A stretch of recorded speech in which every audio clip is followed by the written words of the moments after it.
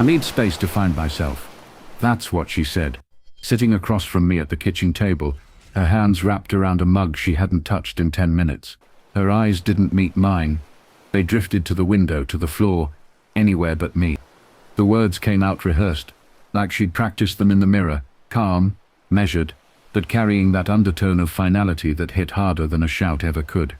At first I tried to rationalize it. We'd been together for years, and relationships get heavy sometimes. People need breathing room.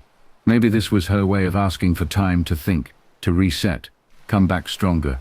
I wanted to believe that, because the alternative, that she was pushing me away for someone else, was too sharp to touch. Space to find yourself, I repeated, my voice cracking despite my effort to keep it even. What does that even mean? We built this life together. What's there to find without me? She flinched but recovered quickly. It's not about you, she said softly, almost kindly. It's about me. I need clarity. I need to go somewhere quiet, alone. A retreat, somewhere I can think without distractions.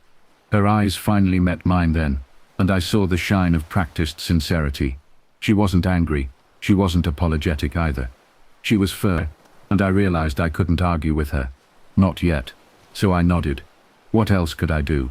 The days after that conversation felt like limbo. She was distant but polite. We still lived under the same roof, but her presence was ghost-like. She packed quietly, hummed to herself, scribbled notes about flights and itineraries. In a notebook she tucked away too quickly. She smiled when I asked about it, saying, "Don't worry, it's just logistics." But something in my chest wouldn't settle. Her words replayed in my head. I need space to find myself. And every time I tried to accept them, I felt that gnawing pull, that instinct that told me she was hiding something. It was 2 nights before her supposed retreat when I stumbled across it. I wasn't even looking for proof. I'd given myself the speech 100 times about not snooping, about trusting her, about not feeding my paranoia. But when I went to grab a charger from her bag, my fingers brushed against a folder tucked into the side pocket. Tickets. Flight confirmation. 2 tickets. Not 1. Her name. And his. I froze. My hands trembled as I pulled the papers out, reading them over and over. Destination Bali. Departure. 2 days. Duration. 10 nights. 2 names in bold. Hers and his. The man I'd heard her mention before as just a colleague, just a friend from work, who helps with projects. The man whose texts had made her smile in ways my words hadn't for months. I sat on the edge of the bed, staring at the tickets, my vision swimming. 2 tickets. A solo retreat wasn't solo at all. She didn't need space to find herself. She needed space to be with him. When she came out of the shower that night, wrapped in a towel, humming to herself, she didn't see the tickets in my lap right away. She smiled, kissed me on the forehead, and asked if I wanted tea. Then her eyes fell on the papers, her face drained of color. "Where did you?" she started, but I cut her off. 2 tickets, I said quietly, my voice steady but trembling underneath. "Bali, you and him." Her lips parted, no sound coming out at first. Then she whispered, "It's not what it looks like." I laughed then, but it wasn't humor. It was hollow, bitter, broken. "You've been telling me that for months. Every time I ask about the late nights, the texts, the smiles that aren't for me. Now I'm holding proof in my hand. And you want me to believe it's not what it looks like." She sat beside me, reaching for my arm. I pulled away. "Listen," she pleaded, her voice cracking. I needed to figure things out." He offered to come, to guide me. "It doesn't mean what you think it means. I'm confused. I love you, but I don't know who I am anymore." "Who you are," I snapped, my voice rising. "You don't need a beachfront villa and 2 airline tickets to figure out who you are. You need honesty. You need respect. And right now you're showing me you have neither." She started crying then, quiet tears slipping down her cheeks. "I didn't want to hurt you," she whispered. "But you did," I said flatly. "And the worst part is, you thought I'd never find out. You thought you could vanish for 10 days, come back with a tan and some vague words about finding yourself, and I'd accept it. But I found the truth, and it's uglier than I ever imagined." I didn't yell after that. I didn't throw things. I didn't storm out. I just sat in silence, the tickets burning in my hands, her sobs filling the room like static. That night, I barely slept. Every time I closed my eyes, I saw the image of her on a beach with him, laughing, holding his hand, living a fantasy that didn't include me. My mind replayed our years together, every promise, every laugh, every plan for the future. And then it all unraveled with the sight of 2 names on a ticket. The next morning she acted normal, made coffee, asked if I wanted toast. But I couldn't look at her without seeing betrayal inked across her skin. She hugged me before leaving for work, and I stood stiff, unmoving, her arms around a man she had already replaced. I didn't confront her again. Not yet, because I realized something. Proof wasn't enough if I kept it to myself. If I confronted her privately, she'd twist it, cry, beg, and maybe even convince me to doubt my own eyes. No, if I was going to do this, it had to be public. It had to be undeniable. Her mother's 60th birthday party was in 2 weeks. A huge event. Family, friends, colleagues. She had been talking about it for months, saying how much it meant to her that I'd be there, how everyone expected us to show up together. I smiled when she mentioned it, kissed her cheek and said, of course, I wouldn't miss it. But inside I knew that was going to be the night. The night the tickets came out of my jacket. The night the lies fell apart. The night she realized that space to find herself would cost her everything, and she had no idea it was coming. The night of her mother's 60th birthday was one of those evenings people remember for years. The house glowed with soft golden lights strung across the garden. Music drifted gently from hidden speakers, and laughter rolled like a tide through the air. Guests arrived in waves, hugging, kissing cheeks, arms full of gifts and flowers. It should have been a night filled only with warmth and celebration, but I carried something heavier in my jacket pocket. The 2 airline tickets with her name and his printed in bold letters. She looked radiant that night. I won't lie. A deep navy dress hugged her frame, her hair styled with effortless perfection. She floated through the room like a hostess in her prime, cheeks flushed with pride to be seen, to be admired. She kissed me on the cheek before we walked in, the kind of gesture people do when they're performing for an audience, and I played my role, smiling, nodding, holding her hand, pretending.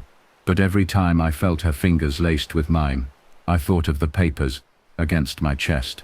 2 tickets, 10 days, him and her, finding herself with someone else. Dinner was served, and the air was full of chatter. Her siblings teased each other across the table. Cousins recounted funny childhood stories.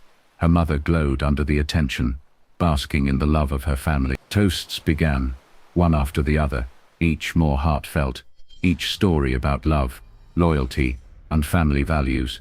It was the kind of atmosphere that made betrayal sting twice as hard. Then it was her turn. She stood, raising her glass, her eyes shimmering under the lights. Her voice was steady, dripping with warmth.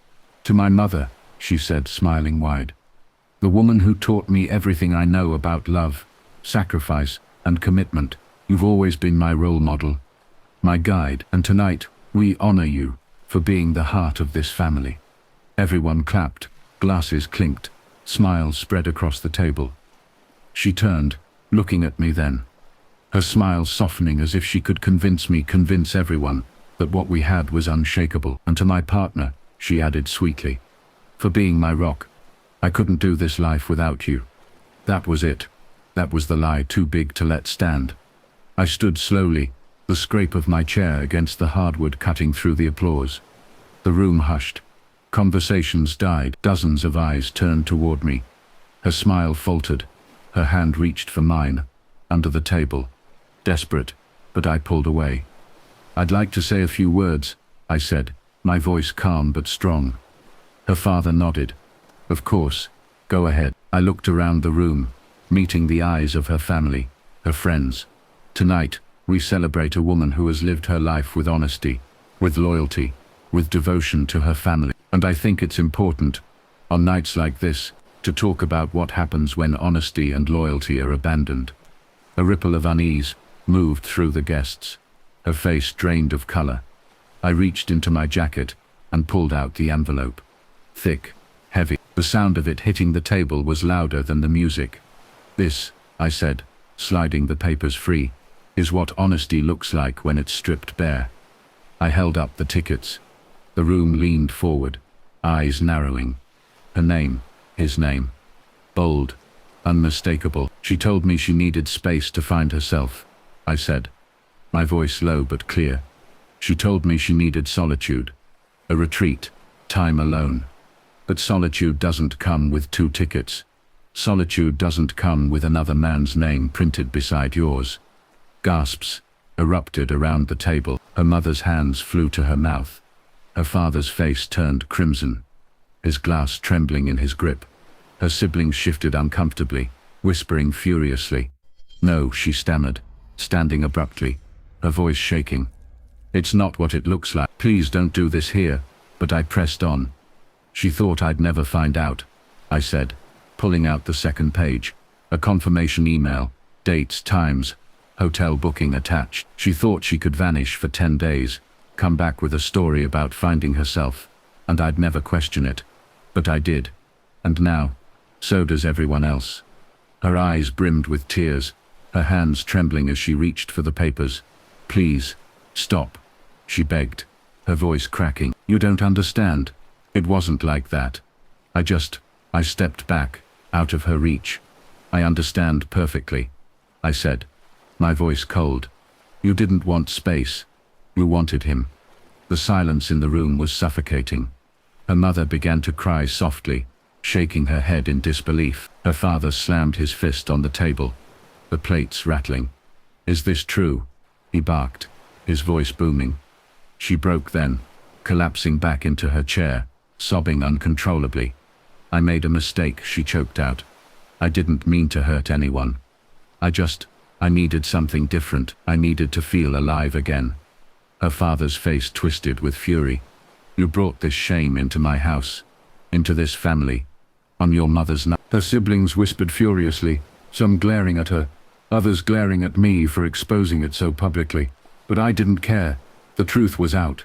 I laid the tickets flat on the table, letting everyone see the names printed there, the undeniable proof of betrayal. Then I looked at her, one last time. "You told me you needed space to find yourself," I said softly, so only she could hear. "But you lost yourself the moment you chose him." I left the tickets on the table, straightened my jacket, and walked toward the door. The noise behind me was chaos. Her sobbing, her father shouting, her mother crying, voices rising in a storm. She stumbled after me, grabbing my arm as I reached the door, tears streaming down her face. "Please," she cried, her voice breaking. "Please don't leave me like this. I'll cancel it. I'll end it. I'll prove to you that I love you. Just don't go." I pulled free, looked into her eyes one last time, and said, "You already went. The second his name was printed next to yours, you were gone." I walked out into the night, the air cool and clean, every step heavier and lighter, all at once. The fallout was swift and merciless.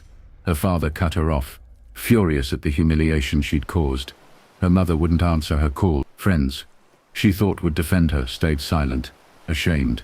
And him, the man she thought was her escape, vanished as soon as the truth was exposed. She tried calling me for weeks. Messages swung from rage to desperation. "You ruined me." One day, "Please, I need you. Don't leave me." The next, I never answered. I filed for separation, my lawyer nodding at the evidence I brought. "This," he said, tapping the tickets, "is more than enough." And me. I walked away scarred. Yes. Changed. Yes. But free. Sometimes I still hear her voice in my head. I need space to find myself. But then I remember the sight of 2 tickets, 2 names side by side, and I realize she wasn't trying to find herself. She was trying to lose me, and she succeeded.